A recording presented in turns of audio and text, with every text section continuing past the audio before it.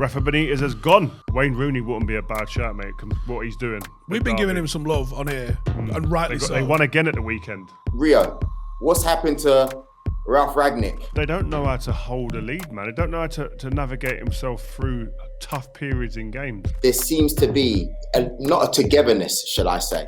One thing I remember about Roy when we were together, because he had seen and noticed that a lot of the young players weren't doing extras, and he called a meeting and he questioned the lads. After Rangnick saying what he said, Martial then coming out with a message, someone at that football club has to come out and absolutely put this to bed now.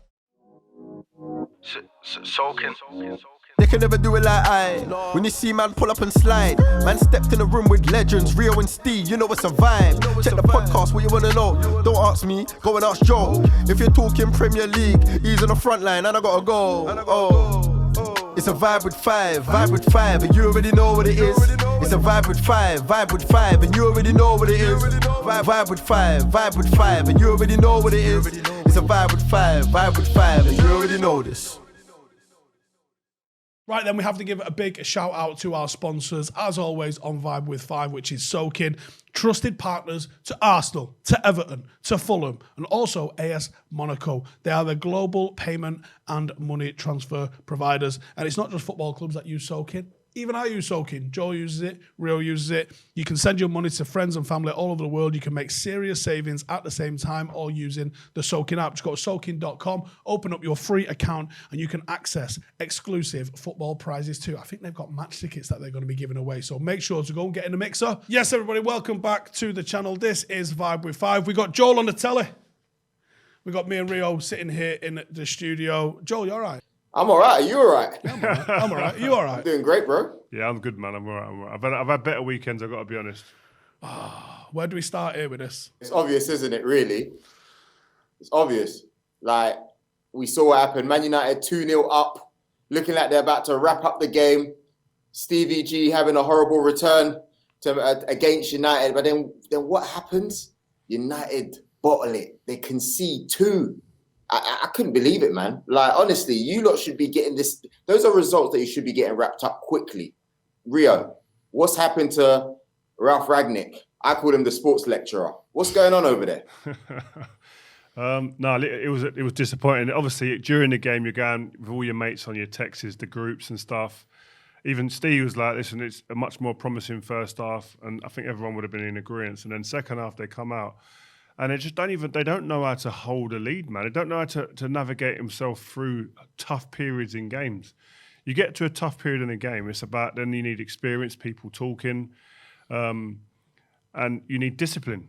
That's a massive thing. I remember I was talking to the boys on the United WhatsApp group about it before, and that's why you would shout at Ando in front of you sometimes, and sometimes you get the but you needed them people to scream and keep people in their slots, not to run out and leave big gaps. And the 2 goals come from people really jumping out of positions and leaving gaps, and then there's a domino effect on other people having to then move over and leave other gaps. You have to be patient.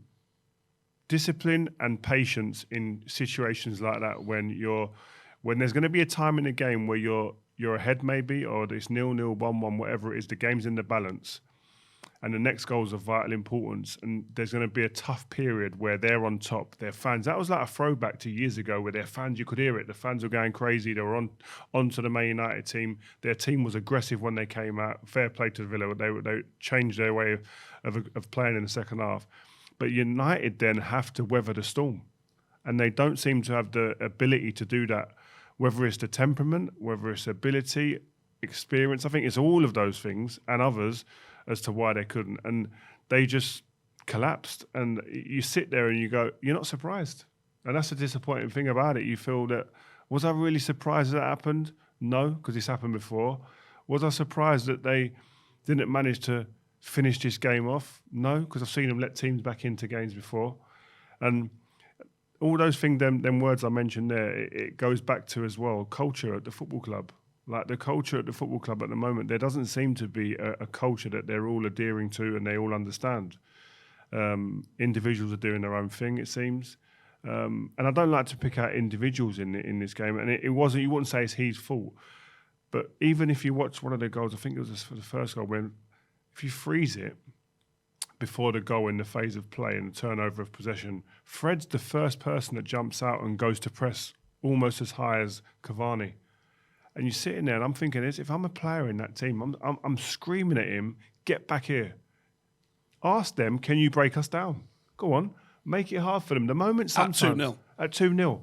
The moment you jump out and create gaps, you're making it easier for them. It's harder when a team sits there sometimes and then you say to them, go on, show us your imagination, your creativity. Go on, you've got to do something extra special to get through us today.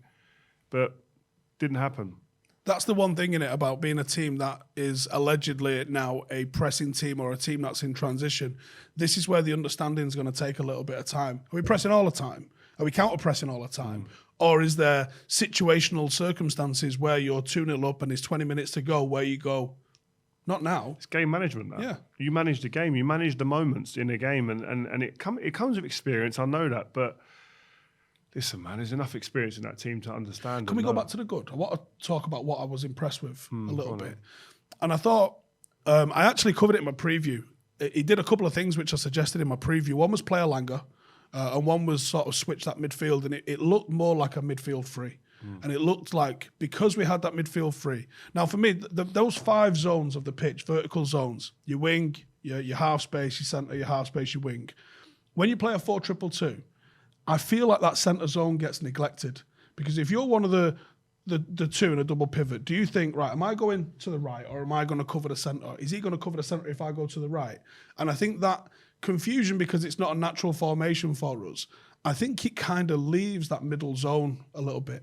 Where if we go to a free, someone like Matic goes, I'm in the middle. You're left, you're right. And then anything that comes at us, we kind of know what we're dealing with a little bit. And I thought because we had that, it meant we had angles in possession. Because I think one of the criticisms of the 3-2 is it can be a little bit boxy. And I think you miss those angles sometimes. But I thought we had angles and I thought we had that control. And then the second half started. And whether Villa saw something in the video at half time that they was like, actually, let's do this, let's do that. Or United tired because we've got a lot of players that haven't had a lot of match rhythm. Whether we tired because the likes of Matic can play like once every 3 weeks. I don't think they could match the aggressiveness. They came out aggressive, Villa. They came out like they'd had a rocket in the half-time team talk from Stevie and his staff and thought, right, and the crowd got behind them. But it was energy, match of it being aggressive and a desire to go and get something out of that game. And Man United couldn't match him. Where do we go from here?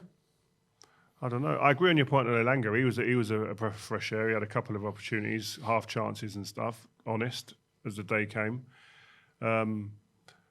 Would you look elsewhere for more academy players? You've got the likes of Jimmy Garner doing bits. Not necessarily in the position that we know him as. He's played a little bit further high for Forest this year.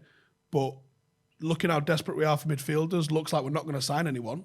Would you maybe bring him or Dylan Levitt or Galbraith back? I don't know. I just think that at the football club, the manager talked in his first press conference about improving players, and I'm still yet to see that. Has he had enough time on the training ground? Would be his argument, I'm sure. But these players need improvement because they're not doing it. Almost every player to a man is a shadow of his former self. I don't see anybody going past what the levels that they were playing at before, as yet.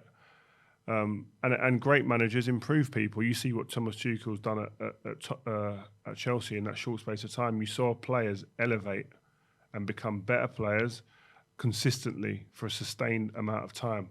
How much of that is confidence? Well, listen, Rudiger, before Tuchel came in, wasn't playing, wasn't even getting stripped. So his confidence... They were trying to sell him. His confidence couldn't have been any lower. So rejuvenated. Alonso's come in now, Chilwell's injured, rejuvenated, playing really well. Chilwell went up a level. Kante back playing consistently. Do you know what I mean? I can go on and on and on with all these players now playing. And Reece James went another level, whether that was from time or Tuchel coming in. But he created an environment where the players felt comfortable and they had that confidence. But you do need the results. But you've got to start getting it from somewhere. And I just feel that It's difficult. Yeah, it's hard to. You can't. There's not one thing you can sit there and go, "That's it." And I think that the training ground. I saw Roy Keane at the weekend talking about it, and one thing I remember about Roy when we were together, and he talks about culture and setting standards. The time when I was at United, Roy wasn't a great trainer in training, but he put demands on other people to train well. He knew he was coming to the end of his career, so he couldn't be at it every day. But he wouldn't let anyone else slip. And I'll never forget, he called a meeting because he had seen and noticed that a lot of the young players weren't doing extras, weren't out on the training pitch at the end of training sessions like they should be, not in the gym enough, doing stuff. And he called a meeting and he questioned the lads. And said, I don't get it. Our young players are going home before some of the senior players in the dressing room. What's going on there? Sort yourselves out. Joel, before we move this on, I want to drill into that a little bit because it sounds like when Cantona... What I'm saying is Ronaldo's there, and you listen to Ronaldo's quotes that have just gone by where he's saying... digging someone out there. Where he's saying that young people, I've got a kid, young kids and young people today don't take on board criticism. They don't take it well and don't react to it well. Now, that dressing room that we were in with the young players, you don't think that the next days and months they were in that training ground early, in the gym, doing extras out on the training pitch after that conversation because they took it on board. I want to be a player. I want to be respected here. I want the senior players to look at me and don't think, oh, he's cheating himself. I don't want him when I go to battle. I don't want him. No, they want that pat on the back. So they're going to do whatever they can in that training ground to get that pat on the back and to get that look of respect. And like, actually, he's took that on board. He's listened. Whereas what Ronaldo's questioning and what you see maybe in some of the kids today is that criticism is taken personally and they shut off and say, well, I've down tools then. I ain't having that. Are you talking to me like that? What's going on? Do you know what I've done? Maybe that's a difference, and maybe that's what Cristiano was alluding to when he spoke like that, because young players being in change rooms with world-class people that have done things at the top of level of the game for years and years and years should be sitting there like sponges and taking on board what's being said.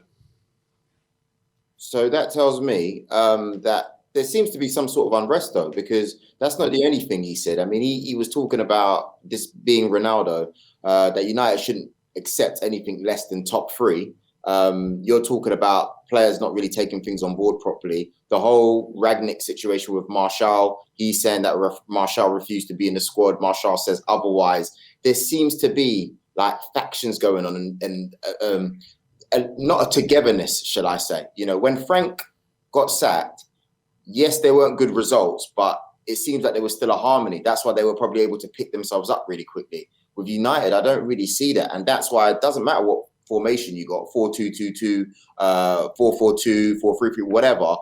If there's no real gelling in the team, then it's never going to work, is it, really? I want to go back to the changing room and the culture, because I think some of the stuff Joel's trying to say there is that there's obviously not accountability and mentality that's correct. You as a young player that came into that dressing room, you had the established players of Beckham, Giggs, Scholes. They learned off Cantona, didn't they? Cantona went out and did extras. Robson. Yeah. And they were like, well, if he's going out and he's the best player in the club, why am I going home? So they created that culture then. And that was what fed most of the 90s success, was those players driving that. When you turned up at United, was that an established culture, and did you just have to fall in line with that? Yeah, that's the difference. I went into Man United. So Sancho going in now, when with Rashford being there, with Greenwood coming into the squad, Alanga now coming in, but you couldn't put him into that same boat. He's only played a couple of games. But I had it better. I was going into a squad that knew how to win, who had an established culture of what you do on a daily basis to be the best. They haven't got that here. This team don't know how to win. There's individuals in there that have won. Varane, Ronaldo, etc., Cavani, they've won. They know how to win. But other clubs, and Man United, they don't. They haven't with this team. So it's very different. And for the young players, like a Greenwood, for instance, I use him as an example, coming into that squad, there isn't a culture for him to embed himself into and just put his head down and follow. Because there's senior players in there that evidently don't know how to create that culture yet and haven't created that culture yet, haven't won yet properly, consistently. So it makes it very different. It's hard to compare when I went in. It's just a big difference, and I feel for them in that respect. But they've got to find a way. What's the extras? Are we talking gym work? We're talking analysis work? Everything. Are we talking unorganised sessions between 3-4 of you? Everything. Like I used to ask Rene, Carlos Queiroz, Tony Strudwick, the fitness guy, Volta de Salvo, the fitness guy. Give me extras. Do extras. 1v1s. Cross the ball in for me. Let me defend the box. Passing drills that are match related. Then I'd be in the gym before training, doing a gym session for particular things that suit me, and I'll be doing yoga after. Do you know what I mean? I was always normally one of the later ones to leave training. I was normally one of the early ones to be in. What's your working day sort of length then? I'd have been in drop the kids to school, and I'd been in there by probably 8:30, if that, maybe sometimes 8 o'clock if I was early, but 8:30ish, 8:45. Training didn't start till I think 10:30. So you do your gym work, your breakfast, your gym work, your pre-ab, train, and then yoga after, or go in the pool and do a pool session, a steam sauna, whatever, anything just to make sure things are right, massages and whatnot. But lunch there and then back out on the pitch. Lunch there, no, and then you go home. You've never done double sessions really, other than pre-season. But it's just dedicating your life to it. Do you know what I mean? It's dedicating the analysis room. The analysis guys, I knew all of them because I was always in there. I was always asking for stuff on players that were playing, on teams that were playing, on stuff that I'd done. Data from the games. Have I done enough running wise? What type of intensity have I worked at? Like, I'd love to be a fly on the wall in a training ground. That all these players doing that, all these players obsessed and obsessive with this. Are they putting demands on the team now that they've got around them to give them all the best information back? Because they want to be a player, because they want to be the best, because they want to get out of this situation. They want to create that culture at this club where detail is everything. But is this Fletcher's remit, or does this need to be player-driven? It needs to be player-driven, but I think there needs to be structures probably put in place that I'm sure, and I know that Fletcher will be doing. But you need another important thing that Cristiano said as well. You can tell people as much as you want, but there has to be an element that comes from within. Do you know what I mean? I had all of the pieces at the training ground at Carrington that could help me become as best player as I could be. But I've got to drive that. I've got to go and knock on the doors of these analysis people, of the nutritionist guy, the sports scientist.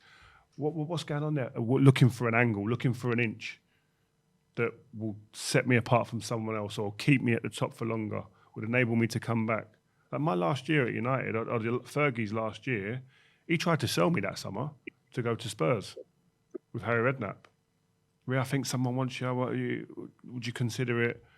And obviously Phil Jones and Chris Smalling had come, and they're looking at transitioning me out. And I said, no, I want to fight. I want to stay. I know I've got a bit more in the tank. Yeah, we end up winning, but the difference to that pre-season, before pre-season, to the end of the season when we win the league and I'm in the team of the year, the Premier League, the difference is only mental. Because you lock down and you focus and you put demands on yourself, demands on others. Yes, experience counts for a lot, but I could quite easily have walked out. But you've got to have that. Did you fight. take it? Huh? Did you take it to heart, Rio? Of course I did. We've all got egos. And listen, and trust me on one thing with these players, they'll all be taking this to heart, you hope. They'll all be embarrassed at times. Coming off that pitch, there's embarrassment, there's pride, your ego's taking a bashing. That's all right, but what are you doing on Monday morning? What are you doing at the training ground? What are you doing at home? Where's your mindset? What are you thinking? Is it blasé? I'm cool, it's fine. I got a 4-year contract, I'm cool. Or are you taking stuff personally and looking for little inches and yards and percentages to get yourself and your team back where they should be? Did Fergie say anything to you at the end of the season when you've won it? You're in team of the year. Did he turn around and go, "Oh, you know what, Rio, I was wrong," or "You proved me wrong," or no? What was his way of saying anything? No, he didn't need to. The satisfaction and the proof was in the pudding. The proof was there. The Premier League medal. Simple as that. That's all you need. Big talk there, man. Do you know what? I can't even close my eyes and envision us winning it again at the moment. The question for you: are we further off of winning it, or yes, than what Liverpool were in their years of winning nothing? No. Yeah, No, you're not. because Hold on, Joel. Why not? Why not? Get someone from the outside. Because I remember it was a real sad time, man, like for Liverpool, man. Don't get me wrong. They did all right in the years of the quadruple and stuff like that. And there was that season when I think they finished second or something like that, or third. And it looked as if they were doing well in the cup runs. But in all honesty, in the league, they never looked like they were going to challenge one bit. At least at the start of the season, we could say that, all jokes aside, Man United looked as if you would have challenged. This time last year, in January, or maybe a little bit earlier, Man United were first before City went on that mad run. Liverpool have never ever been able to acquire that kind of momentum till before Klopp started finding his stride. When they came second and they had the battle with Man City. Prior to that, you can't ever say that they were even challenging like that. Okay. That's why I say no. Okay. No, I say that Torres team, the Rafa team, 2009. That was a team that could have won the league, I think. Yeah, they could have. And I don't think we're close to that side just yet. Close to that. And I also think that they were competing with United, but there are now more teams that are competing. I think give it 4 or 5 years, you'll be talking about Newcastle in that mix. Yeah. If they stay otherwise, you can add a couple more years on top of that. You've got Chelsea that will always now be in the mix. They was just really starting to be successful. Now they're the most successful team in the 21st century in Britain.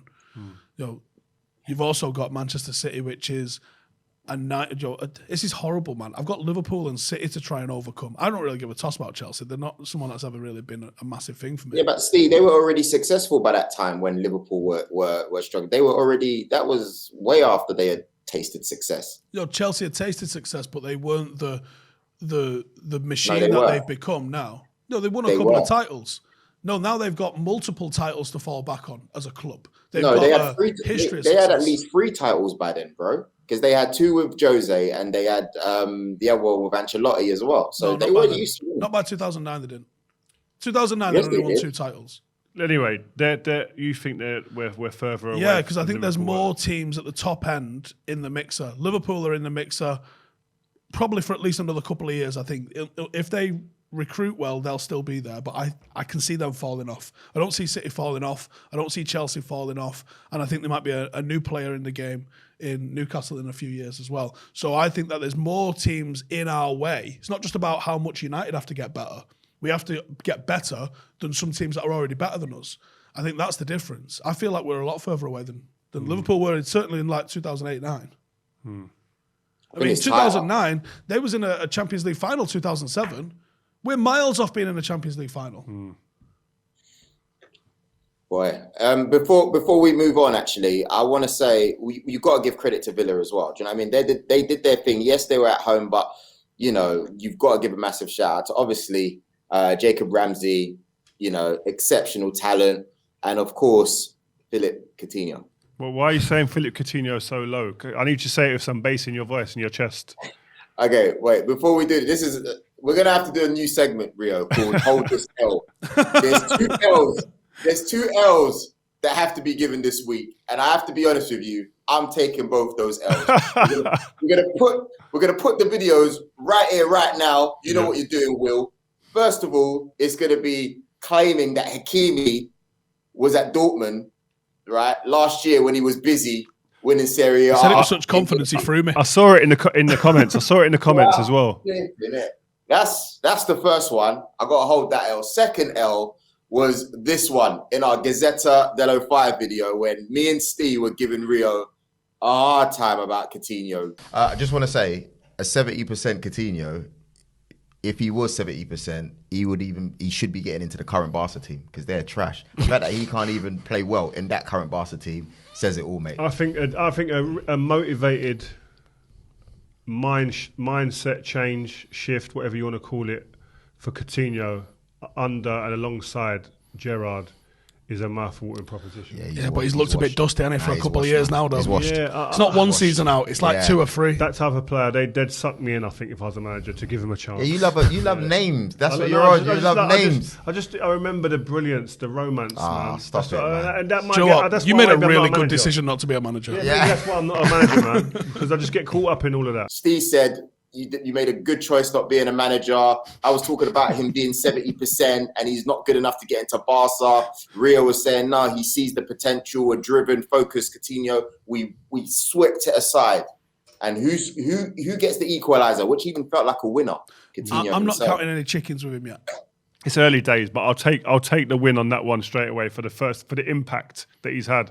But Villa, man, like I said before on the show, the sound bites that are coming out of Villa from people down there that I know, very positive about Stevie, man. Very positive about he's not only Stevie but his staff, which is important. The people behind the scenes as well that he's brought in, trying to create a culture, changed up a good few things behind the scenes, and you can see there's a team there that have a desire and an energy to play for the manager.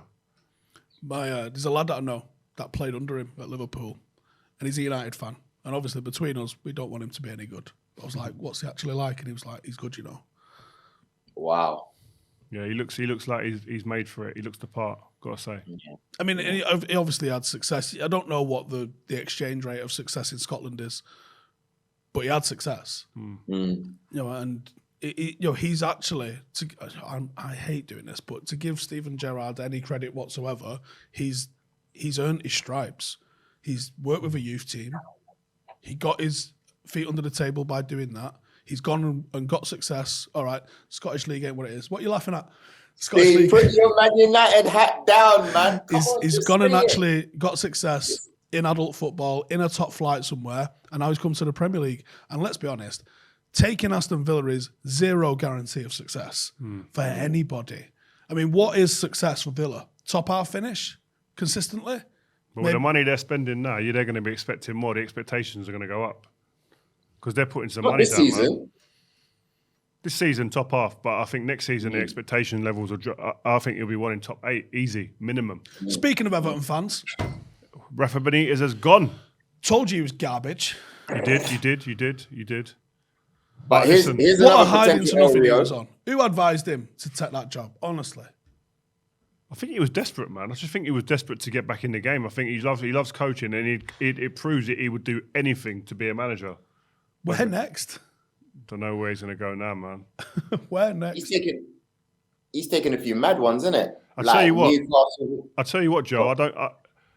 Yes, Rafa's gone. There weren't much positivity that's come out of that place since he's come there, to be fair. The fans, by the way, the banners, the geezer running on the pitch the other day, I don't condone that, but that shows you where their energy's at. But to fast forward into where they're going to go, what's the future look like for Everton now? Wayne Rooney wouldn't be a bad shout, mate, what he's doing. We've been giving him some love on here, and rightly so. They won again at the weekend. Unreal. Yeah. Not only is he... They're 7 points off. They're 7 points off for staying up. He's keeping them up. Mark my words. He is keeping them up. And he deserves Premier League Manager of the Year. That's if he stays. But that's if he stays, though, because I was giving it to Rio the other day in a group saying, like, come on, man. Do you think Everton are going to pick the phone up? Joel, do But you think Everton are picking the phone up? Pardon? Do you think Everton are going to pick the phone up? I think, well, from what I'm hearing, I was watching the news yesterday and, they were like, Rooney, he's one of the top candidates. You've also got Frank Lampard in the mix as well. That's interesting. But yeah, you never know. If you're Rooney, do you take Everton right now or do you finish the job with Derby? In a heartbeat. Really? No, finish the job. Finish the job with Derby. In a heartbeat. Get that done and draw a line and say, I did that shit. No half measures. If he could have it his way, I'm sure he'd say to them, listen, keep Big Dunk for the interim. Let me just finish off unfinished business here. Ooh. Keep Derby up, and I'll be there in the summer. I'll be there in the summer. How likely do you reckon that is? Hugely unlikely, because I don't think that these people, the owners there, are going to wait. I think they've got a game at the weekend, and they've got a 2-week break internationals, which gives them ample amount of time to be able to go and find the next candidate. So Martinez is one of the... Bobby Martinez seems like a big, strong one, doesn't he? Yeah, big candidate. But if I had to put anything on, I'd say Martinez. Yeah, but Martinez has then got to relinquish going to the World Cup. with a team that Yeah, he's built. at the time. It's like He's FIFA gonna ranked number finish one Timing, club, isn't aren't it? they? Yeah, it's timing, man. But if you can see Rooney because he's a boyhood club. Big Dunk's his mate, his idol when he was growing up. The fans they want someone who's been at the club, knows the fabric of the club. Yeah, you're right. I mean, we'll see. Let's We'll talk see. about Rooney as a manager, because you mentioned to us, I can't remember if you said it on air or off air, but you said he impressed you when he went to Derby. Because you said you didn't think he was like as serious when he was at United. He was a bit playful. No, I was talking to, who was I talking to? Wes Brown, a couple of days ago. And he's been down to the training ground as well. And we said the same thing about him, that you see him in interviews and obviously at the training ground, and it was such a different person. Behind the doors, in them four walls, he had his team there, and it was just like, yes, they're a young squad, got a lot of young players, given out a hell of a lot of debuts, by the way, to young graduates from the youth system. But you could, I not so much looking at him, I'm looking at them and their reaction and the way they were just like transfixed. Yes, it's Wayne Rooney, but the way he spoke with such authority, but with a calmness, didn't waste any words, and give the message, went out. And basically what he was saying then, like, but I don't want to give away too much, but like a lot of it was about things like trust. I trust you. I believe in all of you here, by the way. Giving them that belief and that confidence. And you can see now why they've got that fight for him and why you can see that there's a togetherness, because he is instilling that with his staff. Liam Rosina behind the scenes, who is his coach, very impressive as well. But I saw a different Wayne Rooney to the one that I grew up with and saw grow up at Man United, and it was a real positive experience. Almost statesman-like, would you say? Yeah, it's just a confidence, and I didn't expect it from such a young coach. Did you have like a bit of a misconception of what you thought he might be? Do you think he was a bit of a bollocker? And Yeah, I thought not a bollocker. I just thought it would be like a lot of and like you've seen his interviews. No disrespect, but it was just calm, man. It was just like, and I was so impressed, and it was such a positive experience to see. And now the results that he's getting off the back of that, man, it's no surprise to me, really. I thought he would be technical. I could see him titivating people on a training ground. No, this is roll like this, do this. He is. But you say he's also tactical with it as well. Yeah, tactical, but also little. Was good at detail. His game was about detail as well. Like, people just think he was hustle and bustle and bang, shot out of nowhere like the Newcastle goal. But to be the player he was, he had to understand details and have the intelligence. And it's about then translating that to individuals in your team as well. And I watched him from the side, and he was pulling people about, taking people off to the side. I want this, I want that. It was really good. I'm not saying he's a finished article or he's going to be like the next Ferguson or Pep or whatever, but he's on the right track 100%, because that is a unbelievably difficult job that he's doing there. I think it's the hardest job in professional football at the minute. Yeah, Who else has had 21 points deducted from them and had the financial restrictions? Steve, I know you can be here sitting down and you'd love to talk about Rooney all day long, but there's other teams as well. All right, should we talk about your lot bottling playing a game versus Man City? Rio, I know you were there. That was a decider, innit? League's done now, innit? Really? Yeah, I think Kevin De Bruyne. Yeah, the league's done. Superb goal. What I liked about after that game is, the game was a decent game, but what I liked about, listen, City for starters, 12 games winning streak, 6 of them games that they've won by 1 goal. Like, they're just doing enough. It's championship form. They just do enough. They're not exerting any more energy than they need to. Doing enough, getting a job done. And what I liked about Pep is, he was speaking after the game. He said, like, the great thing he likes about this team is their ability to keep churning out wins in terms of trophies as well over a sustained period of time that he's been there. It's not one season on, one season off. We've done it every year. We're winning. And what he said about Kevin De Bruyne, someone like Kevin De Bruyne could be the difference between them winning the Champions League and them not, because that individual brilliance that he's got. And he was saying, I'm going to put demands on Kevin De Bruyne to do more of that. I need more of that from him to win games. And by that, I know he means the big games, where there's like that Chelsea game at the weekend was a massive game to really put the nail in the coffin of one of their opponents who was challenging. And Kevin De Bruyne steps up and he said, I ain't seen it enough recently. I want to see it more, and I'm going to demand that. Who did they get in the Champions League? I can't remember who they got. I'll tell you in a minute. Go on anyway. Yeah, and also, Rio, I just want to take a look at, in fact, to be honest with you, they got Sporting Lisbon, innit? So that's not too much of a bad leg, I would say. Jack Grealish, he's, to his standards, or I don't know what you expect of 100 mil. In the league, he's had 2 goals, 2 assists. How would you assess his season so far? I think Jack Grealish would have wanted more from himself. But at the same time, if he's a new player, and it's sometimes not all players hit the ground running when they come in. Yes, he's £100 million signing, and everyone would want him to be doing that. But at the same time, they're winning. When he's playing, they're winning games. He'd like to impact, I'm sure, the games a lot more and be more of a decisive player. But I think you got to judge him maybe more next season. And I think the first season is always hard for players in new formation. I think Pep's teams could possibly be the hardest team to go into and play and hit the ground immediately, because there's so much more different demands that he puts on players, especially his wingers. Stay wide and hang wide the whole time. Jack Grealish has never been asked to do that in his life. He's always on the He's ball. always on the move, on the ball, receiving the ball in different positions, popping up central, wide, behind the striker, in midfield, deep. He's never been told to be isolated and stay out there. That's a new learning curve for him that he's have to adapt to. So there's a lot of new nuances in his game that he's having to adapt to. But at the same time, if he's asking Jack Grealish, yes, I'd like to be playing better, but bruv, I'm top of the league. What more do you want? Mahrez didn't. He struggled first season. Not struggled, but he didn't. It weren't the Mahrez at Leicester. John Stones. But Diaz is probably the only one I've seen come in. Well, one of the main ones that I've seen come in and go bang. I'm in. Did Laporta start well and fade, or fade? He did actually. Defenders, just 2 centre halves. Maybe it's easier. Maybe. But what he does is, for wide players, especially attacking players, he asks them to do stuff that they've never done before. Like Mahrez, another one. Go and find the ball where you feel fit, where you see it, where you feel the game at all these previous clubs. You can't do that with Pep. Go there, stay there for the team, sacrifice parts of your game for the team. When the ball gets to you, then do your stuff. Terry Henry scored, didn't he?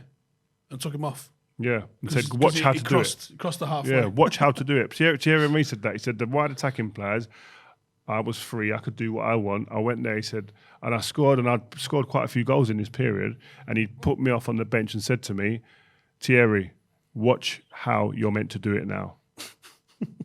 And by the way, he's one of the best players in the world then. So he's ruthless. He knows what he wants. If you can't do it, you'll sit down. Anyway, moving on. Are we talking about Arsenal refusing to play a game? Come on, don't do that. Go on, from an Arsenal perspective, what happened then? Because it seemed like they refused to play. Well, I to be honest with you, I don't know what happened. Obviously, Neville and Carragher said that it looks like teams are like taking advantage of the situation, but I just think we're in a situation where they don't have enough players to play. We've been suffering in regards to COVID cases. Safety first, isn't it? I think that if you're a young player right now, you are rubbing your hands, licking your lips, thinking, I am going to get a chance. This is my moment. I may never have been able to play for Arsenal or for Man United or for any of these teams in the Premier League. But with COVID now, unfortunately for some people are going to have to sit out. But my time is now. And it's unfortunate that the clubs are saying no. I understand it on one hand that everyone's looking after themselves. But on the other hand, if I'm a young kid, I'm thinking, Jesus, man, this is a chance I might actually become a player at this club now, given this opportunity that I never would have got before. You said he didn't have 13 players. Was that the excuse? Yeah, but you got young kids there. I'm telling you, like there's Yeah, but it's a big game though, Rio. You can't just be like, okay, yeah, let's just throw out our team young. Like, do you know what I mean? Like, it's no, unless there's a really crazy amount of breakouts, I get it. But if you've got squads that the depth that these guys have got at the moment, and there's young kids who are under 23 players that are there and available to play, I think you should play. Just before I move on from that, even though there's loads of Arsenal banter and that's thrown around, Coutinho, like that's a guy that you mentor, Rio, someone that you know are decent enough. What do we say? Proper, yeah, talent.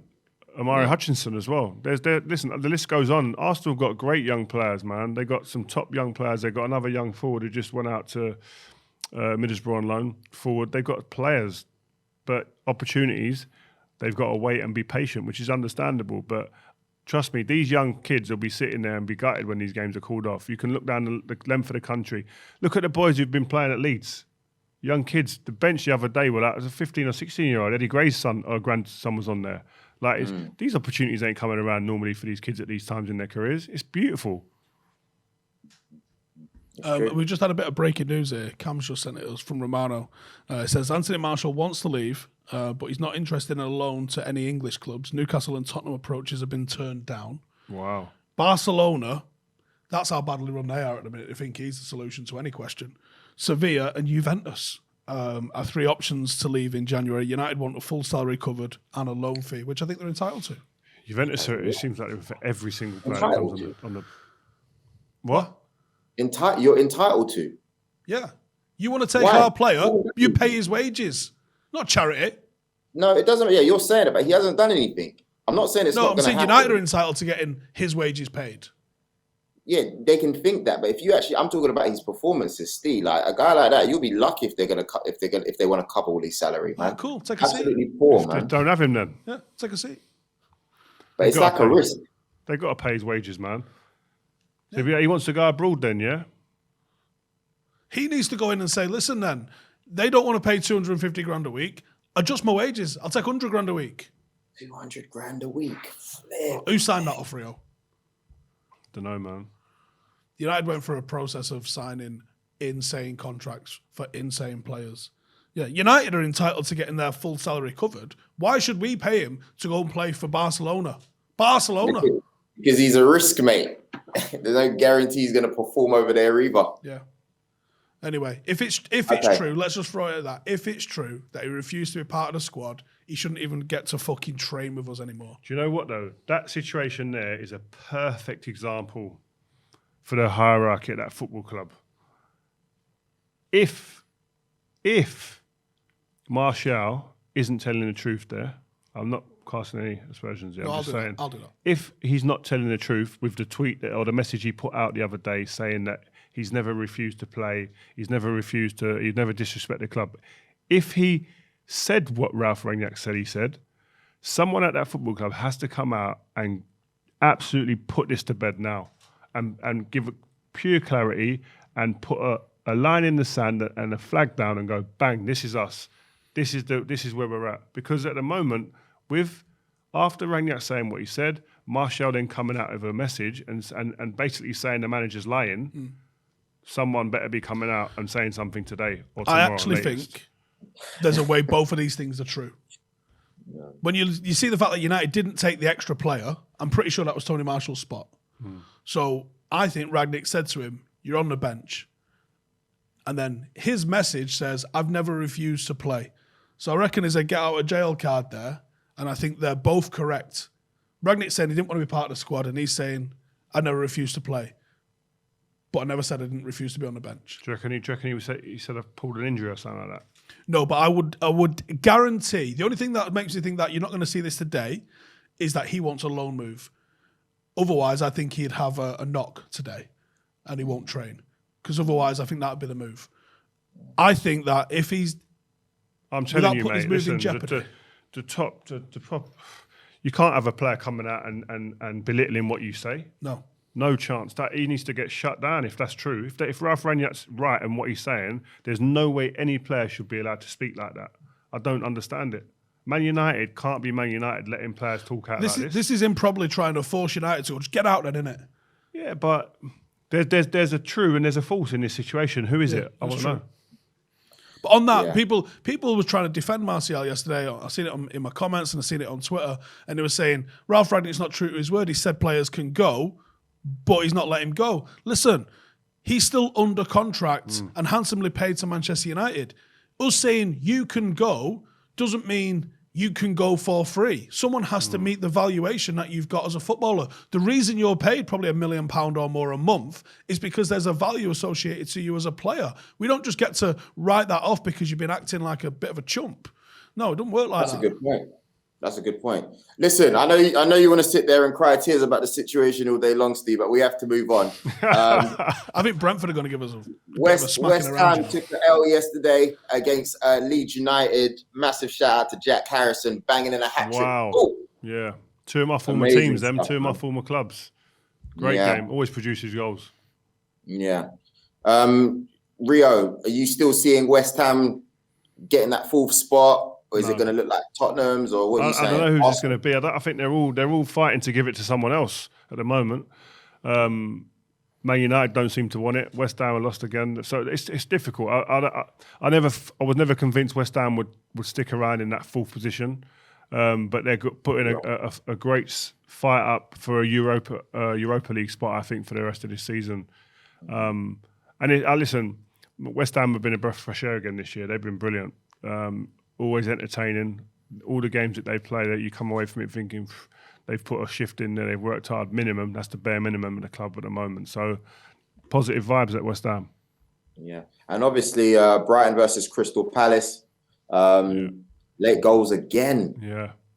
You know what, Brighton, man, when you watch Brighton, they play such good football. They just don't finish teams off. He's been linked with the Everton job as well, Potter. He wouldn't be a bad option. Yeah. He said no. He shut it down.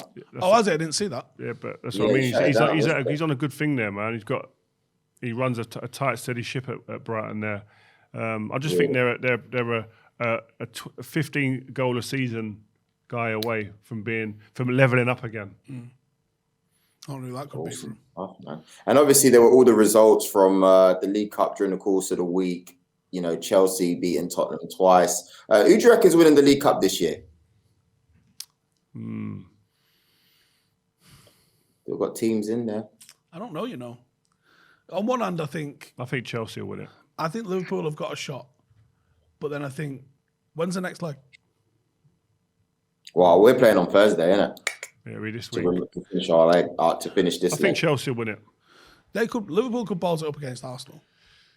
Chelsea know how to win cup competitions. So do Arsenal. I just think Chelsea they've got that about them. They won the Champions League, the confidence to know how to do it on it one day. I see him doing it. Yeah, probably a depleted Liverpool or Arsenal in the final. And finally, guys, before we go, Liverpool smashing Brentford yesterday, despite missing, Salah, Mane. It was a comfortable performance, to say the least. Yeah, I think Brentford. You think Brentford are give United a hard game then? Yeah, because they'll go for us. Yeah, I think Brentford, Liverpool, they look good, man. They look solid. They got the job done. Do you know what? Sorry, just to go back, Norwich, by the way, off the bottom. Norwich City are off the bottom now. That's big news, bruv. Like they're real. Them and Newcastle. Do you reckon they're gone? They should start looking at how far away it is on a coach to Middlesbrough. That's what they need to be doing. Middlesbrough could go up though. Middlesbrough in playoff positions. But I don't know. Norwich, that's a good result for them. Beating Everton like that, huge confidence boost, I'm sure. But they need to get some results back to back to really have a real chance. Burnley, man, they need to start getting some points on the board. They've had a lot of games cancelled as well. So losing Chris Wood could be massive. The difference. That could be the 3. Well, I think that's strategically, from Newcastle's point of view, a huge move, taking the main goal threat, the main problem causer for Burnley, and taking him, putting him in their squad. Yeah, 25 mil. Yeah, it's a lot of money. It's funny, isn't it? I see this on Twitter in the week, and it's so true. If Steve Bruce had signed Chris Wood, they would have rioted. Right, it's true. But you know what? The landscape of places and clubs changes so quick, man. And what's good for some people or for one person is terrible for another in people's eyes. It doesn't make sense sometimes. But that's why we love the game, Joel. Do you know what I mean? Arsenal don't. They don't want to play. Arsenal don't want it. They don't want it. They literally don't want it. Literally don't want it. Pulling manoeuvres like Sunday League teams. Oh, we've all got a cough, mate. We're not coming.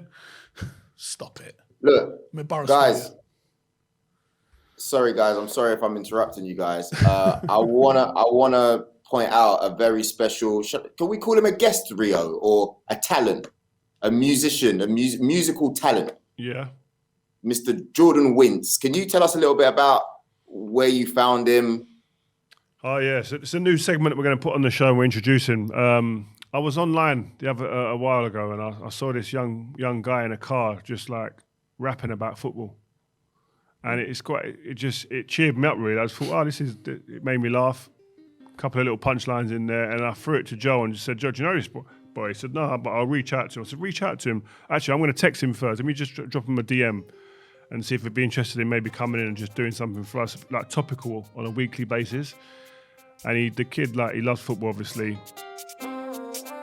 Wynts, vibe with 5, best wingers in the Prem. Check it. Let's kick it off like this. Who the best winger in the Prem?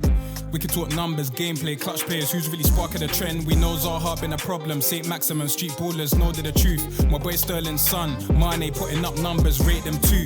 He just landed, big up Sancho. Rise up, man, you won't let man go. Still waiting on something from Grealish. At Villa, every time we're at Nando's. If I'm a list, one of them or Rashford, top of the mix, I gotta give it Mo Salah. Ronaldo, come and showcase where it's goated. Give me the top 3, don't play no manners. He's done a few wicked things, so like, put his name up and go and follow him because he's really good. Go and check out what he's done over the last few months. But he's going to be coming on doing a segment here where he's just talking about the weekend's issues that have gone in and around football. Just something little nice to spice it up. Fire freestyle, man. Wow. Fire freestyle, man. All about winning. There's some pressure on that, dude. Every single week. Wow. Yeah, guys, looks like we're done. Vibe with 5. What else can they look forward to this week, Rio? Yep, obviously Fabrizio Romano. We've got the Gazzetta della...